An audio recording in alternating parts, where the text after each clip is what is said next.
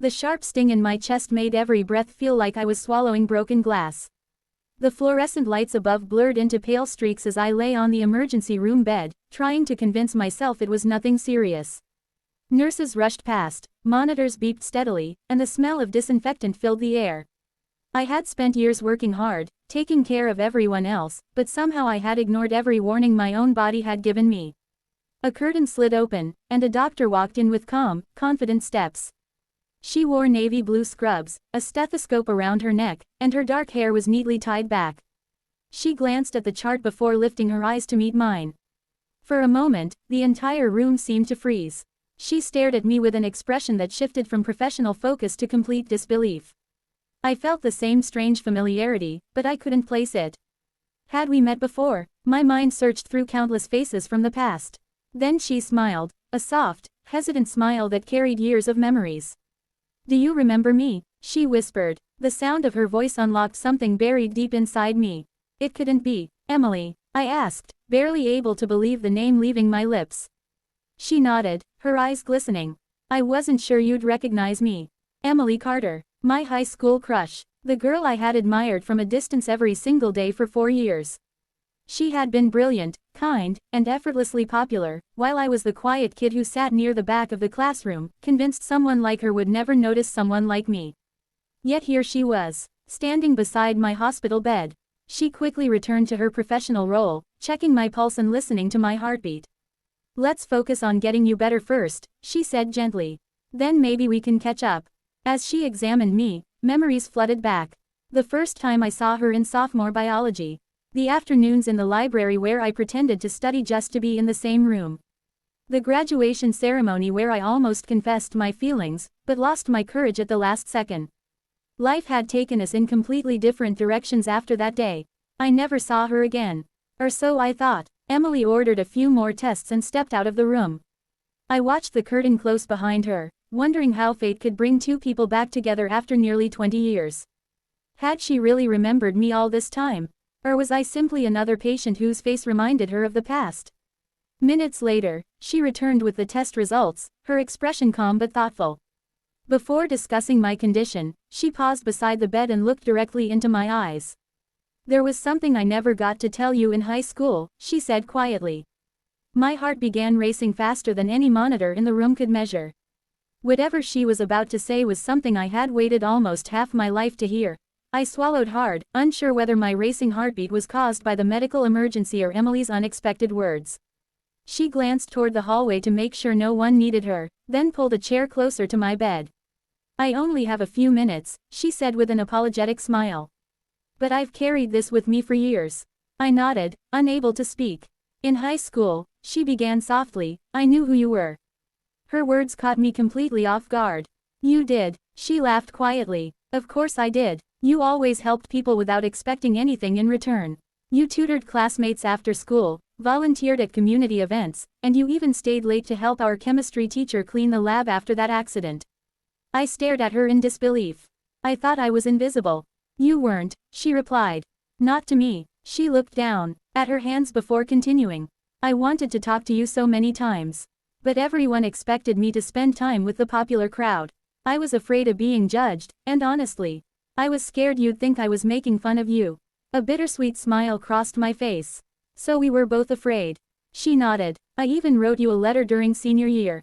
My eyes widened. "A letter?" "I kept it in my backpack for weeks," she admitted. "The day I finally planned to give it to you was graduation." I remembered that day perfectly. I had stood across the football field holding a small handwritten note in my pocket, a confession I never had the courage to deliver. "I had a letter too," I confessed. Emily covered her mouth in surprise. "No way." I smiled sadly. "I carried it all day. Then I watched you surrounded by friends and family. I convinced myself you deserved someone better." A silence settled between us.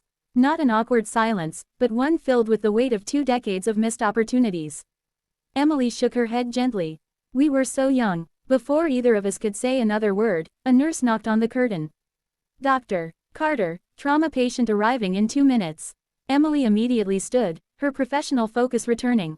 "I have to go." She started toward the door but paused. "Please don't leave after you're discharged." I laughed softly. I wasn't planning on running anywhere. She smiled. "Good. After she disappeared into the busy emergency department, I leaned back against the pillow, replaying every word she'd said. All those years believing she had never noticed me. And all along, she'd been carrying feelings of her own. An hour later, the tests showed that my condition wasn't life-threatening. Stress, exhaustion, and untreated high blood pressure had finally caught up with me. The doctor recommended medication, rest, and major lifestyle changes. But none of that occupied my thoughts. I kept wondering about Emily. Was this simply a chance reunion? Or had life brought us together because it was finally giving us the opportunity we were too afraid to take when we were 18? As evening settled outside the hospital windows, I heard familiar footsteps approaching my room once again. Emily stood at the entrance, no longer wearing her white coat. She had finished her shift. This time, she wasn't holding a patient's chart. She was holding 2 cups of coffee. "I think," she said with a warm smile, "it's finally time we finished the conversation that started 20 years ago." Emily handed me one of the cups of coffee with a smile that felt both familiar and completely new. We found a quiet seating area near the hospital entrance, away from the constant noise of the emergency department. For the first time that day, neither of us was a doctor or a patient, we were simply 2 people reconnecting after 20 years.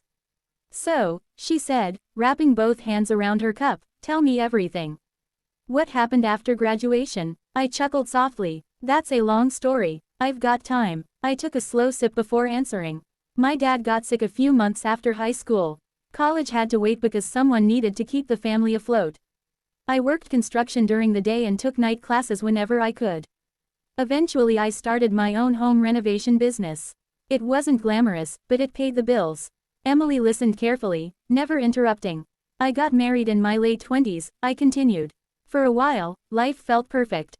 Her expression softened. But cancer changed everything. My wife fought as hard as she could, but we lost her 6 years ago." Emily reached across the table and gently placed her hand over mine.